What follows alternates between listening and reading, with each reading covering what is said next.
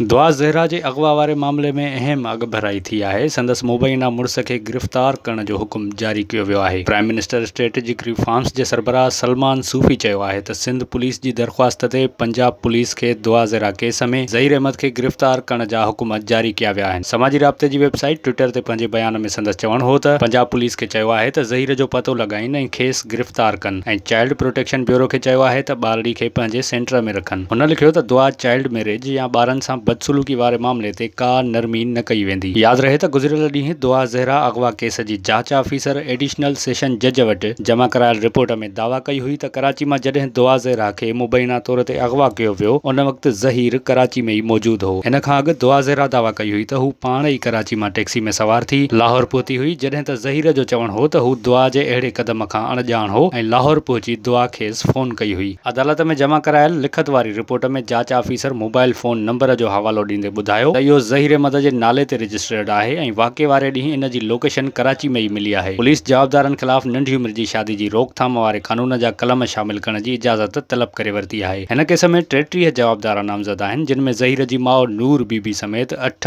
औरतूं शामिल आहिनि। जांच पुलिस जी रिपोर्ट मूजिब दुआ ज़हरा जी पंजाब मां बाज़ियाबी लाइ इजाज़त तलब कई पई वञे। विज़िट कयो अवामी आवाज़ मीडिया ग्रुप जी वेबसाइट awamiawaz.pk।